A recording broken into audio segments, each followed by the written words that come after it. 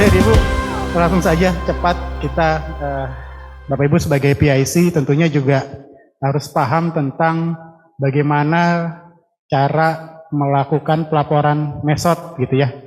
Walaupun nanti kita di roadmap akan ada penggabungan antara MESOT dan MESO menjadi satu kesatuan, tapi sampai itu jadi masih menggunakan aplikasi ini gitu ya.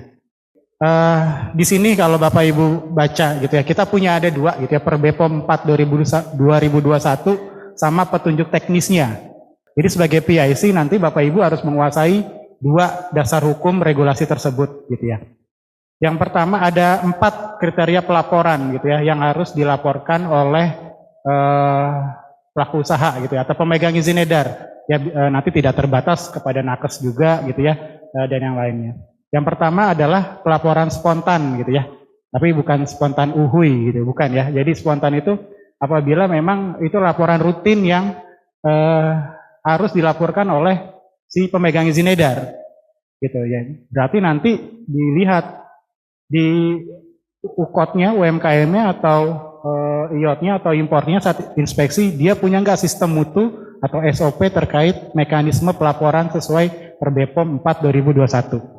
Gitu ya. Jadi arahnya tidak hanya inspeksi GMP, tapi inspeksi MESOT itu juga perlu dipantau gitu ya.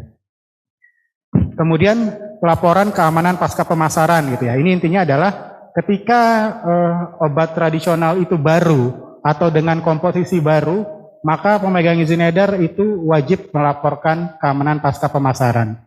Gitu ya. Bedanya apa? POM-nya beda, kemudian frekuensinya juga lebih sering, intervalnya lebih sering, nanti kita akan bahas. Kemudian pelaporan tindak lanjut regulatori badan otoritas negara lain gitu ya. Biasanya ada produk dengan komposisinya sama gitu ya, atau mirip juga beredar di negara lain gitu ya. Misalnya di negara lain juga ada report tentang obat dengan bahan aktif yang sama gitu ya. Nah, pemegang izin edar dengan komposisi tersebut biasanya juga harus melaporkannya. Nah, biasanya importir gitu misalkan, atau yang lain gitu ya. Seperti misalkan kemarin di Gambia gitu terdeteksi EGDG gitu ya, dengan menggunakan 5 pelarut. Nah, maka di kita sebenarnya concern awareness-nya juga harus melakukan hal tersebut gitu. Kemudian pelaporan tindak lanjut pemegang izin edar di negara lain. Nah, ini perusahaan di luar negeri gitu ya, tapi yang memiliki NIE yang sama. Gitu ya. Kemudian pelaporannya juga harus data lengkap dan benar. Nah, tantangannya adalah banyak laporan yang dikirimkan oleh pelaku usaha maupun tenaga kesehatan itu under reporting gitu ya. Informasinya kurang gitu ya. Jadi mungkin nanti bagaimana membuat gitu ya teman-teman PIC di UPT mendampingi UMKM-nya supaya mampu melaporkan gimana sih gitu ya, yang oke gitu ya, yang sesuai dengan guideline. Kemudian setelah dilaporkan tentu ada tindak lanjut gitu ya. Tadi kalau Prof. Jarir bilang ada perencanaan manajemen risiko gitu ya. Terkait dengan ini apa yang harus kita tindak lanjutin? Recall? Ya bisa. Perubahan label gitu ya, penambahan peringatan perhatian itu juga bisa gitu ya. Jadi banyak gitu ya, nanti tergantung hasil evaluasinya seperti apa, maka akan menggambarkan tindak lanjut. Ya, lanjut. Nah, ini yang pertama pelaporan spontan gitu ya. Itu laporan yang diterima gitu ya, baik dari konsumen, baik dari tenaga kesehatan atau apapun yang lain maupun tertulis atau lisan gitu ya. Jadi si industri ini harus punya sistem mutu ini gitu. Dia bagaimana cara dia nanti melaporkan laporan spontannya gitu ya. Waktunya seperti apa gitu ya. Kalau ada kategori serius dan non serius gitu ya. Mungkin tadi Bapak Ibu sudah paham apa sih yang kategori serius gitu ya. Apakah yang tidak serius itu seperti apa? Maka yang serius gitu ya, misalkan mengancam keselamatan jiwa, perlu dirawat di rumah sakit gitu ya. Dengan signal sekecil apapun ya, frekuensi sedikit apapun itu wajib dilaporkan. Gitu ya. Tadi Dokter Jarir bilang signal itu tidak harus menunggu banyak gitu ya, tetapi satu pun itu menjadi berarti ya laporan. Jadi itu dilaporkan paling lambat 15 hari ya setelah informasi itu diterima. Gitu ya. Kemudian ada kejadian tidak diinginkan non serius. Nah, ini dilaporkan 6 bulan sekali di Januari dan Juli atau di semester 1 dan semester 2. Jadi Bapak dan Ibu mungkin nanti pas saat inspeksi ke pemegang izin edarnya, mereka harus lihat tuh, harus ada. Jadi walaupun nihil tetap dilaporkan. Gitu ya, nanti kita ada simulasinya seperti apa aplikasinya begitu. Nah, itu yang ditekankan gitu ya. Formatnya seperti apa gitu ya, Bapak Ibu bisa lihat di Perbepom 4 tahun 2021. Gitu ya, tapi nanti di aplikasi MSOT itu juga sudah disediakan format untuk laporannya.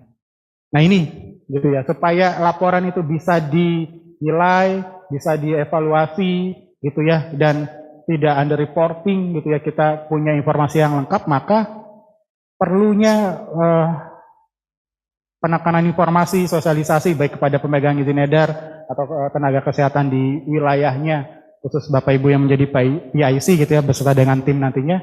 Tentunya penggunanya harus jelas, namanya siapa gitu ya, atau mungkin namanya mau disamarkan gitu ya, disingkat oke gitu ya, alamatnya, kontaknya kemana, pekerjaannya, usia, ya jenis kelamin, berat badan, tinggi badan, tekanan darah, riwayat penyakit.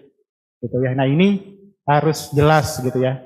Kemudian informasi mengenai produknya seperti apa, produk yang dikonsumsi itu apa, izin edarnya apa, bentuk sediaannya apa, cara pemakaiannya apa, jumlah pemakaiannya apa, tanggal pemakaian, kemudian waktu pemakaian, kemudian nomor batch dan tanggal pemakaian. Nah, ini yang menjadi concern, walaupun sebenarnya ini sampai saat ini sulit gitu ya, kita kumpulin data ini tuh sulit gitu ya. Nah, ini maka peran PIC juga selain untuk pelaku usaha, tenaga kesehatannya juga untuk mampu bisa mereport ini, gitu. Karena contoh tadi mungkin Prof. Tuti menyampaikan dia minum ginkgo biloba, ternyata dia menyebabkan perdarahan gitu ya. Ternyata dia juga konsumsi aspirin gitu ya. Maka perdarahannya akan lebih besar. Nah, itu faktor-faktor itu yang perlu dilihat gitu ya untuk nanti tindak lanjut ke depannya gitu. Kemudian informasi efek samping gitu ya, mulai terjadi, kemudian kapan selesainya efek samping, pengobatan yang dilakukannya apa saja, ya kemudian apakah dilakukan di challenge atau di stop efek sampingnya berhenti gitu ya, apakah dilakukan re-challenge gitu ya, dia muncul kembali, nah itu perlu dilihat gitu ya. Tentunya Bapak dan Ibu harus menguasai juga nih tentang sistemnya seperti apa sih kalau itu bisa dikatakan tadi adverse drug reaction gitu ya, yang Prof. Jarir sampaikan bahwa ada hubungan, ya ada hubungan ketika suatu di challenge itu ada hubungannya. Kemudian informasi tambahan ini jika ada gitu ya, data laboratorium dan produk yang digunakan bersamaan ini menjadi penting gitu ya. Itu yang sebisa mungkin selengkap ini gitu ya. Bisa nggak? Bisa gitu ya, cuman ya challenge lah, tantangan gitu ya. Lanjut. Nah, ini formulir pelaporan spontannya ya, mungkin Bapak Ibu nanti bisa lihat aja ya di Perbepom 4 2021 formulir seperti apa gitu ya, dan isinya seperti apa. Ini kalau dilihat sih sudah di pattern ya, sudah pasti ya, isi formulir sudah cukup jelas gitu ya. Nah, kemudian ini pasca pemasaran gitu ya. Ada 3 gitu ya kalau kita merujuk ke Perbepom 4 2001 adalah produk obat bahan alam, obat koasi dan sumber kesehatan merupakan bahan aktif baru. Memang ini akan dihubungkan kerjasama dengan registrasi gitu ya Bapak dan Ibu, untuk mengetahui bahwa itu memang belum pernah ada diregistrasikan sebelumnya. Gitu ya, nanti akan ada pemberitahuan bahwa misalkan produk dari UMKM misalkan UKOT PTA adalah bahan aktifnya baru gitu ya, atau dari IOT itu baru gitu ya, maka mereka harus membuat laporan pasca pemasaran gitu ya. Nah, itu yang akan dipantau juga, dimonef juga oleh Bapak Ibu di UPT gitu. Kemudian ada kombinasi bahan aktif baru gitu ya. Misalkan begini, ada produk obat tradisional gitu ya, dia pertama adalah mengandung rosehip ekstrak gitu ya, kemudian ditambahkan kolagen. Nah, itu diindikasikan sebagai klaim memelihara kesehatan persendian gitu ya, itu ada beberapa. Nah, kemudian ada produk lain, dia isinya kolagen, kemudian ekstrak kunyit gitu ya, kemudian ditambahkan MSM misalkan, saya lupa singkatan MSM, itu juga klaim sebagai memelihara kesehatan tulang. Produk ini sudah ada beredar di pasaran, maka ketika ada nanti terbit produk dengan komposisi yang sama, maka itu dia tidak melakukan pasca pemasaran karena sudah ada. Tapi ketika dua-duanya ini sudah diklaim memelihara kesehatan tulang gitu ya, tetapi yang satu ditambahkan kunyit gitu ya, kunyit belum ada nih tiga-tiganya. Nah maka itu adalah data komposisi yang baru, sebenarnya belum, kompetitor itu belum ada gitu ya. Itu mungkin perlu menjadi concern walaupun secara jurnal keamanan khasiat itu sudah ada data safety-nya, tapi memang kombinasi itu belum ada gitu. Ini sebagai contoh gitu ya, sebagai contoh untuk dilakukan pelaporan keamanan pasca pemasaran gitu ya. Karena apa? Gitu, karena di awal bahkan untuk produk yang udah dilakukan uji klinis sendiri pun gitu ya, karena ada kriteria inklusi dan eksklusi, itu dengan jumlah sampel yang dilakukan uji klinis itu terbatas, itu bisa berbeda dengan hasil di peredaran ketika sudah rilis gitu ya. Makanya ada uji klinis fase 4 begitu kan. Bagaimana kita juga harus tetap melakukan pengawasan terhadap KTD gitu ya. Bicara seperti yang kasus Kobayashi Pharmaceutical kemarin gitu ya. Jadi KTD itu bukan hanya dari bahan aktif itu mempunyai ada efek lain yang tidak diketemui saat uji klinik gitu. Tapi juga ada saat proses. Ternyata Kobayashi Pharmaceutical itu dia melihat bahwa ada cemaran sitrinin yang membuat nefrotik gitu ya, membuat gagal ginjal gitu ya. Padahal itu sudah diketahui bahwa memang hasil fermentasinya itu memang mirip dengan lovastatin gitu ya. Memang dia bisa merusak ginjal gitu ya, gangguan gagal ginjal gitu ya. Namun itu sudah terdeteksi. Nah, ada ternyata pas saat prosesnya adalah ada cemaran ini yang memperparah ginjalnya tersebut gitu. Sehingga di Jepang itu kan rame 95 orang terakhir saya lihat itu memerlukan misalkan 5 diantaranya itu dialisis gitu ya. Itu banyak kejadian seperti itu. Nah, itu makanya pentingnya kita memang pas saat inspeksi gitu ya melihat juga prosesnya cemaran atau enggak gitu ya. Sebagai contoh adalah EGDEG. Sebenarnya 5 pelarut yang sekarang menjadi 14 pelarut itu kan diperbolehkan gitu ya. Hanya dengan kadar cemaran EG dan EG-nya kan kurang dari 0,1% ya. Terus sekian gitu ya. Ternyata yang beredar kan dia bukan pharma grade gitu, industrial grade gitu. Ternyata masalahnya bukan karena obat sirupnya, tapi prosesnya gitu ya. Maka tadi Dokter Jari menyampaikan bahwa banyak faktor yang dilihat bagaimana kejadian tidak diinginkan itu bisa terjadi. Maka inspeksi penting gitu ya untuk melihat KPD-nya. Tidak hanya melulu terkait GMP, tapi bagaimana proses mereka itu melakukan atau mereport semua produk yang apalagi gitu ya, OT data toksisitasnya pun kecil gitu ya, karena TR gitu ya, jamu itu kan cukup empirical gitu ya. Itu kan tidak praklinis, tidak klinis. Maka ini menjadi penting. Pasca pemasaran ini menjadi penting. Nah itu Bapak dan Ibu mungkin bisa nanti merefer bahwa harus punya sistem mutu ini dan ini harus dilaporkan. Gitu. Nah kemudian format pelaporannya tetap ya acuannya per BPOM 4 2021 gitu ya. Jadi habis ini Bapak dan Ibu langsung hafal gitu ya. Per BPOM 4 2021 tuh isinya apa gitu ya, kemudian formatnya seperti apa gitu ya. Karena nanti itulah yang akan menjadi perpanjangan tangan di daerah masing-masing. Nah ini formatnya gitu ya, apa saja gitu ya, ada 11. Biasanya sih kebanyakan IOT ya gitu ya yang seperti ini gitu ya. Nah ini tentu Badan POM juga membangun kolaborasi gitu ya dengan otoritas negara lain gitu. Kita punya PMAS gitu ya, juga dalam WHO gitu ya dan lainnya. Dan ini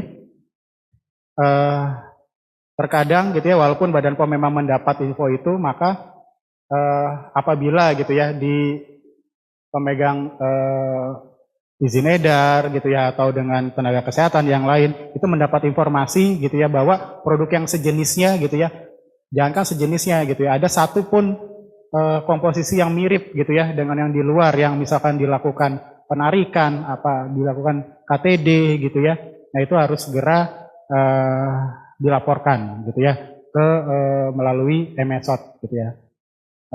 Ya seperti yang tadi yang baru-baru ini gitu ya, Red Yes gitu ya, yang Beni Koji gitu ya, ya alhamdulillahnya di Indonesia tidak ada bahan aktif seperti itu. Namun apabila ada gitu ya, suatu perusahaan yang mirip seperti itu, maka itu harus dilaporkan. Lanjut. Nah ini pemegang izin edar di negara lain gitu ya. Pelaporan itu bisa mandatory, bisa voluntary gitu ya, terkait dengan produk. Mandatory adalah kita yang dapat gitu ya, kita meminta pelaku usaha untuk melakukan penarikan, recall gitu ya, kemudian dilaporkan kepada Badan POM. Nah, mereka juga harus secara proaktif gitu ya, apalagi ya dia statusnya sebagai importir gitu, misalkan produknya ada juga di luar, ketika ada memang masalah terkait aspek keamanan produk tersebut, maka mereka juga harus segera melakukan laporan gitu. Maka semua sistem pelaporan ini harus ada di sistem mutunya, gitu ya, di sistem mutu di pemegang izin obat tradisional, suplemen kesehatan dan obat koasi. Lanjut. Nah ini mungkin kita langsung simulasi aja ya, gitu ya penggunaan MSOT. Bapak Ibu bisa lihat, bisa buka, gitu ya. Nah registrasi dia akan muncul seperti ini nih. Kemudian ini bisa minta pelaku usahanya gitu ya nanti isi gitu ya, atau tenaga kesehatan isi. Ini jenis pelapornya ini ada sesuai pilihan. Bisa ada industri, bisa ada nakes. Nah di bawah ini ada home, ada buat laporan, ada laporan Bapak dan Ibu. Jadi yang pertama adalah pastikan nanti Bapak dan Ibu ketika di UPT seluruh pelaku usaha di bidang OT ya, SK dan OK sudah memiliki akun gitu ya, sudah pastikan gitu ya. Nah nanti di sini ada buat laporan. Nah buat laporan dia akan muncul tampilan seperti ini. Ada laporan spontan efek samping, kemudian ada laporan keamanan lainnya. Gitu ya. Jadi kalau spontan ini kan tadi yang rutin gitu ya. Tapi rutin ini yang ada kejadian. Ya, kalau dia rutin tapi tidak ada kejadian, maka pilihnya di laporan keamanan lainnya. Di sini nanti diklik, ini untuk yang nihil ya. Maka laporan efek samping nihil.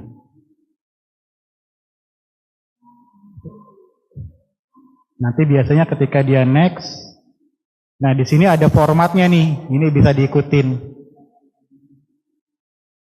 Kemudian di download, di sini bulannya bisa diganti, karena tadi kalau nihil itu kan sesuai per BPOM 4 2021 dia dilaporkan setiap semester, gitu ya. Ini semester pertama, kemudian di sini ada downloadnya, kemudian di sini upload, terus kirim laporan. Gitu. Nah itu simple sih sebenarnya ya. Cuman Bapak dan Ibu nanti mungkin dijelaskan sama Mbak Etik gitu ya.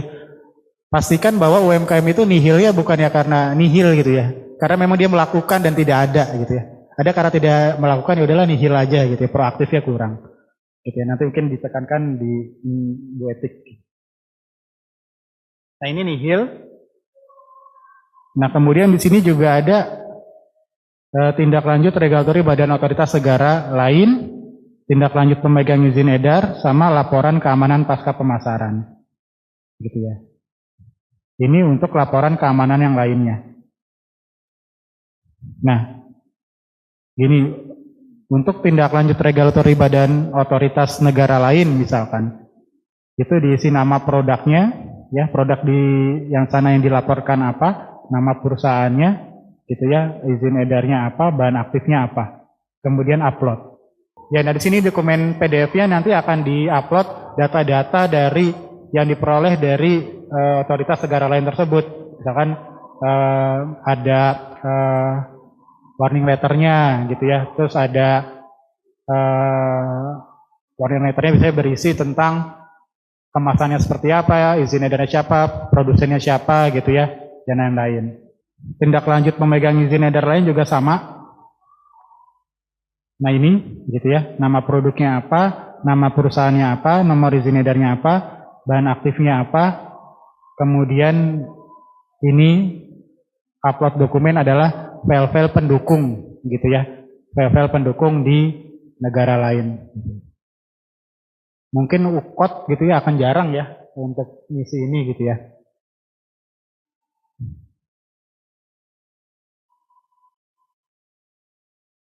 Oke, kemudian yang masih di keamanan, pasca pemasaran, juga seperti itu. Ini ada contoh formatnya gitu ya. Jadi nanti bisa di-download, contohnya kemudian diisi. Nah, seperti ini. Nah, kalau pasca pemasaran tadi berapa kali ya? Setahun. Kemudian yang spontan efek samping apabila ada kejadian gitu ya. Kan tadi spontan kan ada KTD serius dan non serius gitu ya. Itu berbeda, kalau serius itu 15 hari gitu ya. Bisa satu persatu atau entry multidata. Kalau kita buka satu persatu, maka akan ada pilihan ini. Obat tradisional, obat kuasi, suplemen kesehatan, gitu ya. Siapa pengguna, biasanya mungkin orang lain, gitu ya. Nah ini data pengguna, nama, kabupaten kota, kecamatan, ya pekerjaannya apa, gitu ya. Misalkan karyawan, umurnya berapa, ya berat badan berapa, nomor handphone. Ya, karena ini ada tanda bintangnya, jadi wajib diisi, gitu. Jadi mau nggak mau nanti yang melaporkan juga harus melihat kekurangan datanya di mana. Ini juga bisa pakai tenaga kesehatan ya, pakai ini kan ya. Gitu. Nah ini riwayat penyakitnya bisa diisi, gitu ya. Ini opsional sih kalau ada foto penggunanya gitu ya. Atau nggak diblurkan gitu bukannya. Atau bisa juga itunya ya, dampaknya ya. Nah, nanti ada next. Oh, mesti diisi dulu ya. Saya isi dulu ya. Namanya Pak Ahmad. Kabupatennya Tangerang. Kecamatannya Pondok Aren. Ini udah auto ini ya. Umurnya 27.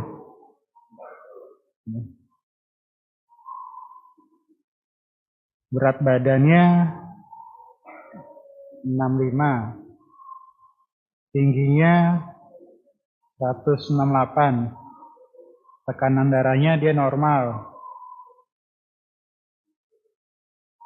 Misalkan ada dia janganlah, tidak ada aja ya Pak.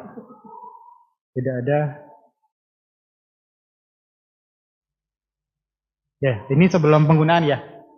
Jadi penyakitnya sebelum penggunaan gitu ya, bisa ada atau tidak tahu gitu ya.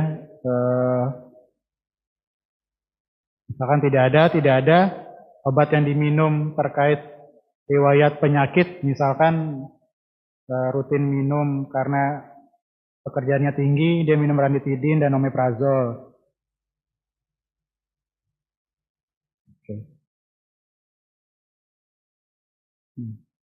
Next gitu ya. Mungkin nama produk yang dicurigai apa ya? Jamu kuat pasak bumi.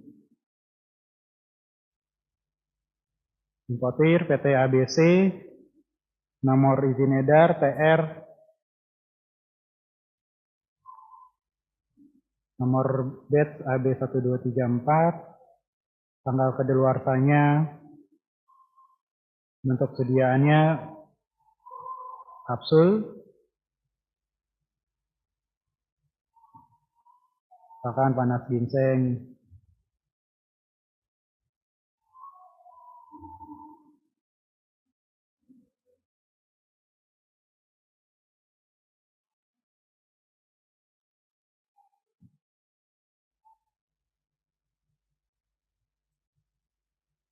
Oke, cara pemberian diminum, dosisnya 2x1, tanggal pemakaian produknya,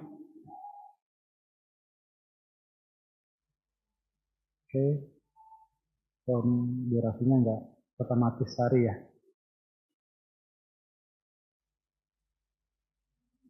Stamina.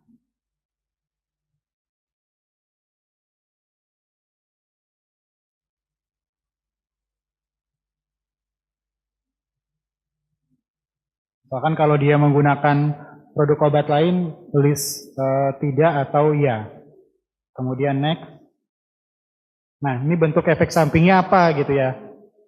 Nah, ini perlu kita sosialisasikan memang pengisian ini ke UMKM dan bisa juga dengan nakes. Gitu, misalkan jantungnya berdebar, tanggal mulainya ya setelah minum gitu ya. Tanggal kesudahannya ketika dia berhenti, maka dilakukan challenge dia hilang gitu. Produk dihentikan, sembuh gitu ya. Contoh, apakah kejadian sembuh setelah pemakaian dihentikan? Ya. Apakah efek samping berkurang setelah dosis pemakaian? Misalkan ya, ada pengurangan dosis. Ini ya, bisa gitu ya, ini ya. Oke.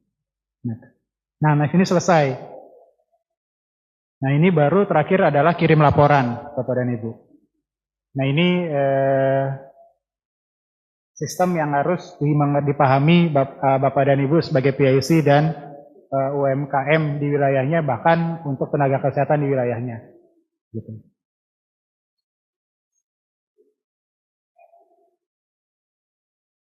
Ya, mungkin itu Bapak Ibu yang bisa disampaikan dalam simulasi gitu ya. Untuk itu mungkin nanti kalau ada pertanyaan nanti ya setelah Bu Etik kita akan berdiskusi. Demikian dari saya. Assalamualaikum warahmatullahi wabarakatuh.